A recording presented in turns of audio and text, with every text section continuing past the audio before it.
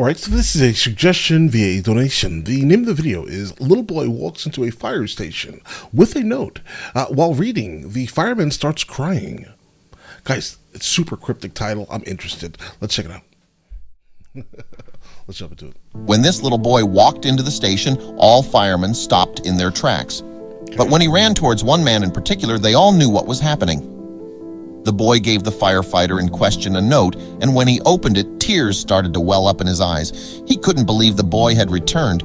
But before we start, smash the like button and make sure to subscribe if you haven't, and hit that notification bell so that you won't miss any new stories. Jim was stumped by this. Who is this young man? He didn't immediately recognize him. Before he was able to say or ask anything, the boy gave Jim a somewhat crumpled piece of paper. He was smiling from ear to ear while doing this, and Jim quickly opened the note to see what was written on it.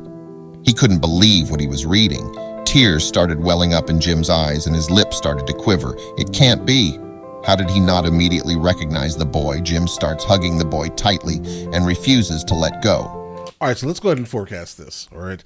I'm guessing something happened when the boy was a literal child, right? And then he grew up and he came back to kind of, I don't know, maybe write a letter to the person who saved his life, most likely. I'm going to go ahead and guess. But to better understand Jim's emotional reaction, a bit of backstory is required. Jim Grimser was born and raised in New York City. Jim was the captain of the fire department of New York. This was no surprise.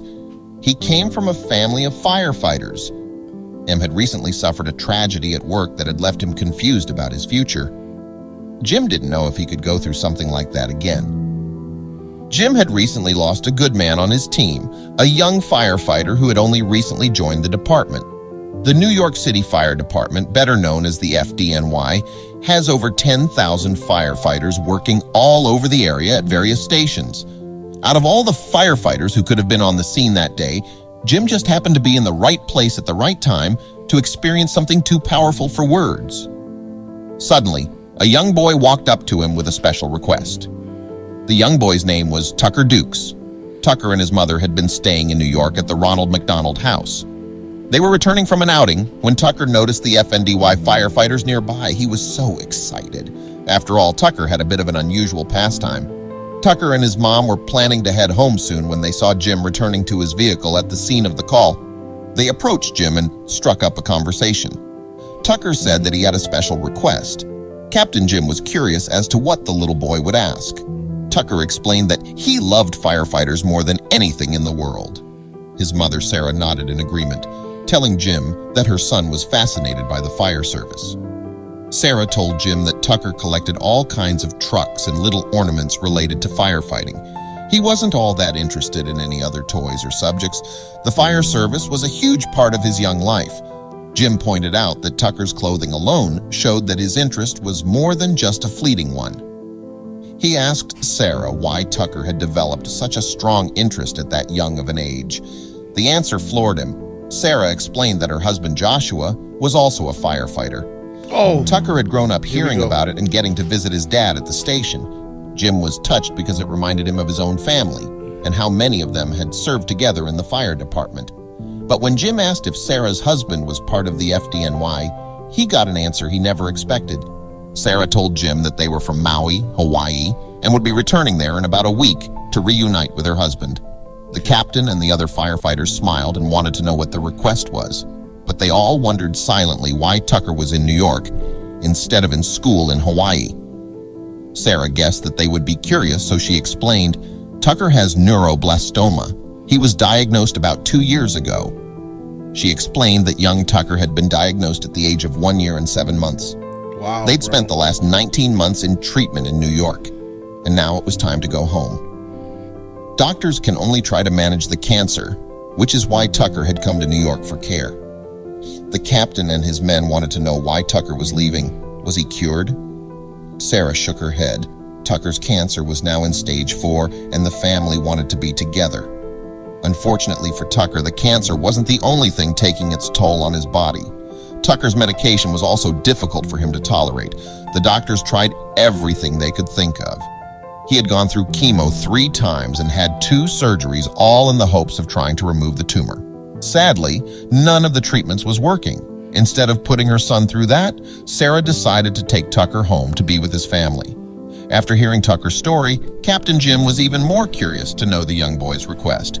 Tucker's special request was to be a firefighter. Captain Jim stared at the young boy for a moment and then hugged him. He nodded and said, "Of course." The other firefighters were equally touched and wanted to do anything they could to help. He talked to his coworkers and thought about it. Finally, he had an idea. Jim hurried to implement his plan before Sarah and Tucker were scheduled to finish up his last treatment and fly home to Hawaii. The FDNY captain talked to others in the department and set a date for Tucker's ceremony to become an honorary firefighter. Jim was shocked to hear that they'd have some very special guests attending as well. Jim learned that Tucker's father, Joshua, and some of their other relatives were flying to New York to see the ceremony. He wanted everything to be perfect so badly that he found himself worrying about what could go wrong. What if he got called away by an emergency in the middle of it? A few days later, Tucker also celebrated his birthday with his family and the FDNY firefighters. Tucker's wish was fulfilled. The family decided it was time to make another important decision, one that would hurt them to share with their loved ones. The Dukes family knew the heavy toll Tucker's medications were taking on him. "We were trying so hard to keep him alive, and the thing that was meant to help wasn't letting him live." Right. Together, Sarah, Jim, and Tucker broke the news to their loved ones that they were ending Tucker's treatment. But that wasn't all. After choosing to end Tucker's cancer treatment, the family decided to live life to the fullest as long as they could. They posted their journey and called it the Tucker Tough Challenge. There were still so many amazing things that Tucker could see and experience. Tucker and his family traveled across the globe, even heading up to Whistler, British Columbia, to learn how to sled. With a bigger family and medical bills to worry about, Jim and Sarah knew it would be a challenge to afford all of these trips and activities. Right. Still, it was worth it just to see how happy Tucker was. But there was another shock in store for Tucker's family waiting around the corner. The Tucker Touch Challenge soon went viral, and the Dukes family was overwhelmed with support from all over the world. Many people would stream and donate to their cause and were glad to see Tucker having fun in his very last moments. Some even hoped Tucker would beat the cancer by some miracle. Sadly, Tucker passed away less than a year later in his mother's house as they both rested in their Hawaii residence. He had fulfilled his dream of becoming an honorary firefighter and had the opportunity to spend time with his family. Even though it was painful to say goodbye, they wanted to celebrate Tucker's life as well. They never expected what happened next. The firefighters at home in Hawaii and in New York City were incredibly saddened by the loss of the young boy. They all sent their well wishes to Tucker's siblings and parents. Some of them wanted to do even more to honor Tucker's memory, but what could they possibly do? The firefighters in Hawaii banded together and created a beautiful memorial mural for Tucker. Joshua and Sarah were floored by the amount of support they received after Tucker's death. But that wasn't all. The second thing the firefighters did was add Tucker's name to their official register. That would ensure that Tucker lived on in the memory of the fire service as well. His father, Joshua, took great comfort in the fact that his son would appear alongside his own name on the register. Okay. Joshua knew that the best thing he could do to keep Tucker close to his heart was to continue working as a firefighter, doing the job his son had loved so much. Although a few years have passed, both Sarah and Joshua continue to raise awareness for neuroblastoma and advocate for less harsh treatment use on young children like Tucker. I don't know what I'll be doing in the future, but I hope someday these harsh treatments won't be used on someone else's baby. When this normally I stop, have conversations. I couldn't. There were a couple of moments in here where I almost lost all control of my faculties. Guys. All right. Yeah, I don't like things happening to the young ones, bro. I don't like that at all. Okay. That may just be, come from the realm of like fatherhood or something, bro. But like, I can't stand it. Don't mess with nobody's young ones, bro. Okay. I think the biggest takeaway, there are a couple of really big takeaways from this story, though, right? Medicine should not cost what it costs because it doesn't cost what it costs in other countries. Okay, it in fact does not cost that.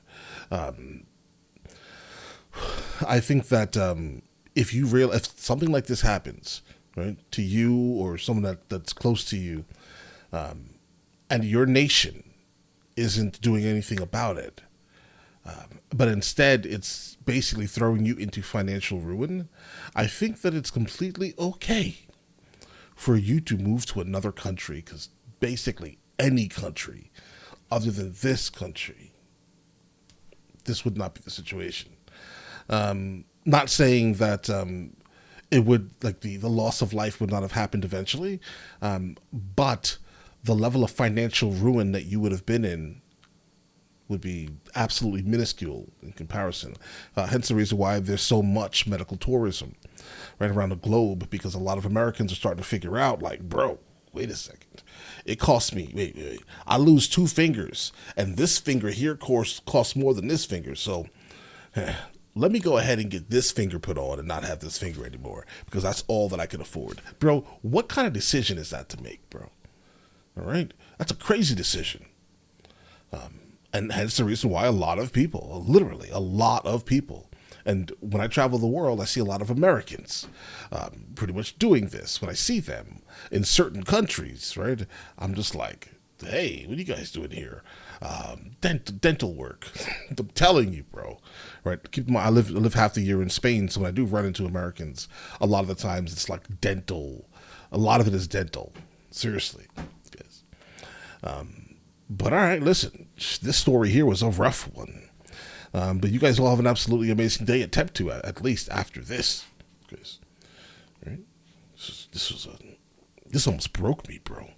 But all right, I'll catch you guys later. Guys, before we go, are you guys subscribed to the other channels? Logical Movie Reviews with Mr. L. Boyd, along with Mr. L. Boyd Music. Both are found in the description. Check it out.